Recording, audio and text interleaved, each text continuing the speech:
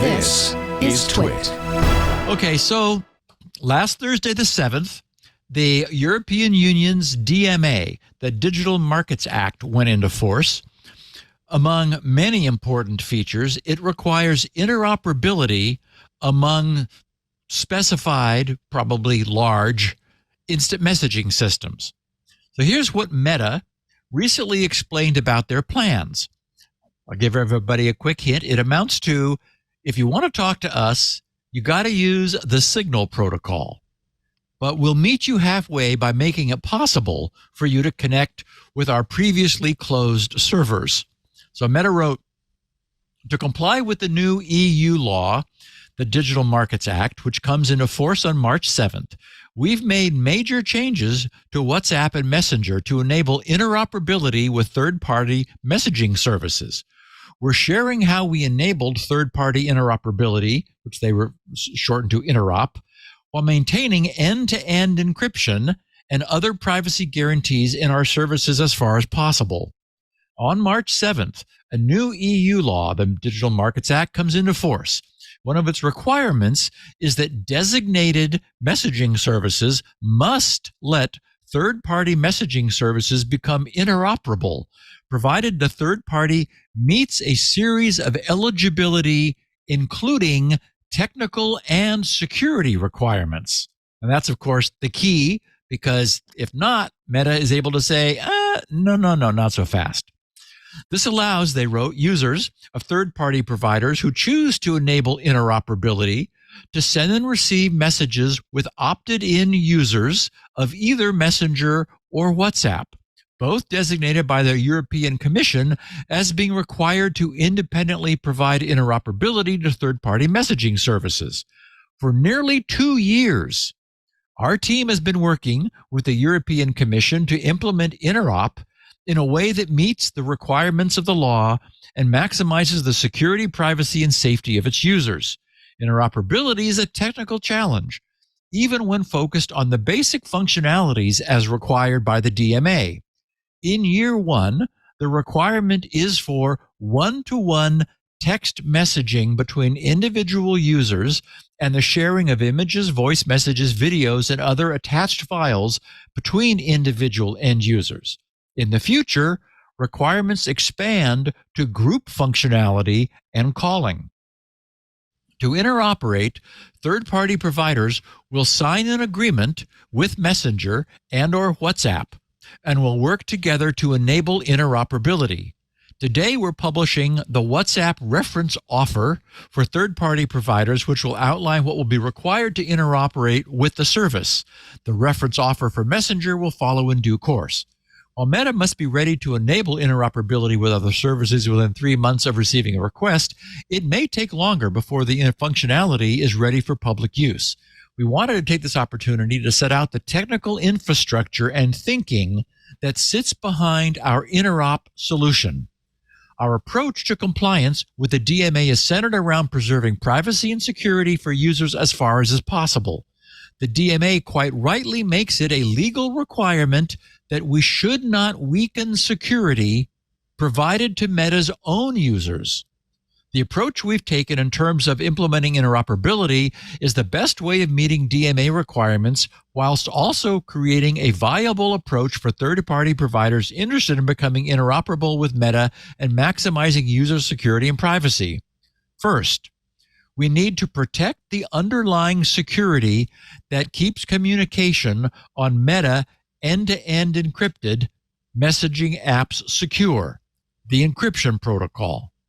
WhatsApp and Messenger both use the tried and tested Signal protocol as a foundational piece for their encryption. Messenger is still rolling out end-to-end encryption by default for personal communication, but on WhatsApp, this default has been the case since 2016.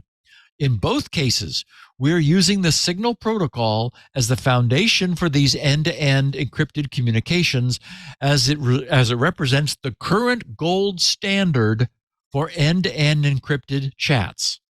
In order to maximize user security, we would prefer third-party providers to use the Signal protocol.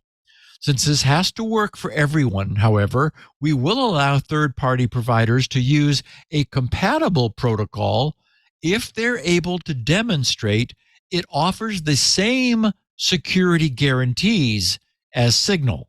Now, I'll just interrupt here to say that will be a high bar. Yeah, I was going to say that seems and like they couldn't. Signal is open source. It's an open protocol. Why in the world would anybody roll their own from scratch and say, oh, well, like Telegram, that's got a bizarro protocol that nobody has ever understood and no one's ever tried to prove was secure because it's just garbage. It scrambles stuff, so maybe it's secure, but it's nice to have proofs. And these days we can get proofs, except not for random stuff somebody just made up. They said to send messages, the third-party providers have to construct message protobuf structures, which are then encrypted using the Signal protocol and then packaged into message stanzas in XML, the extensible markup language. Meta servers push messages to connected clients over a persistent connection.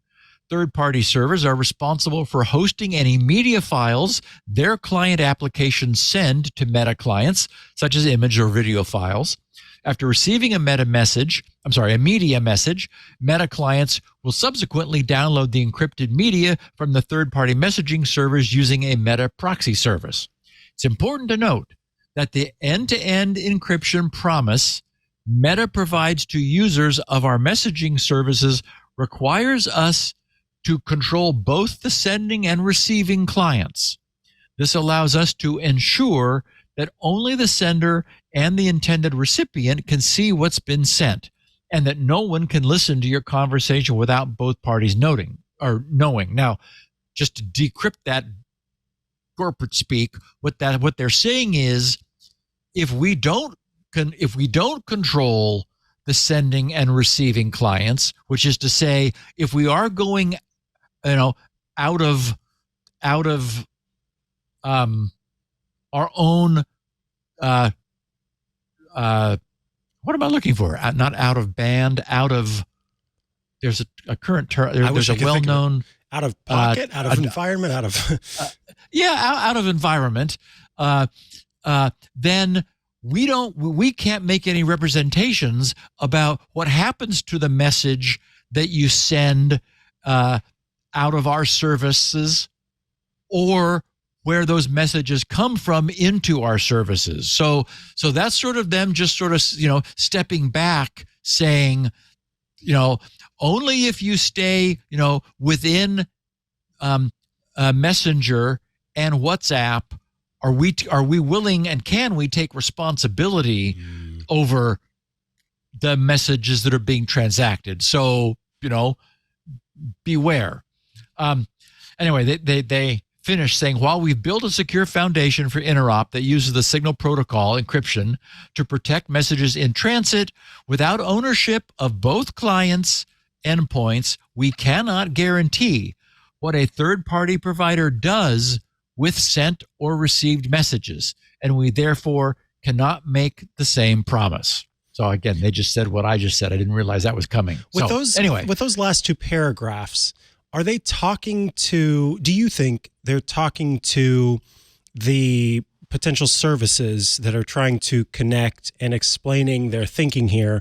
Or is this Meta not being absolutely certain how the EU will take this choice to use Signal and kind of push Signal? And so they're almost trying to explain to them, look, we know that it would be easier if we would just open it up to all of them, but they're sort of going through and explaining why Signal is the best.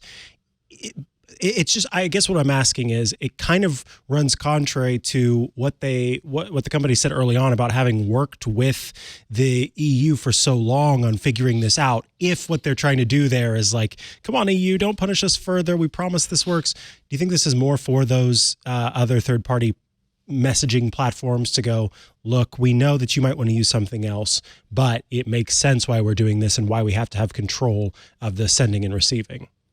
So my ignorance is showing here. Can non-Facebook users use WhatsApp? I know Messenger is Facebook only. That is a really good. I don't think you need a Facebook account to have WhatsApp, but that's a good question. Yeah, I think that's correct. So my feeling is,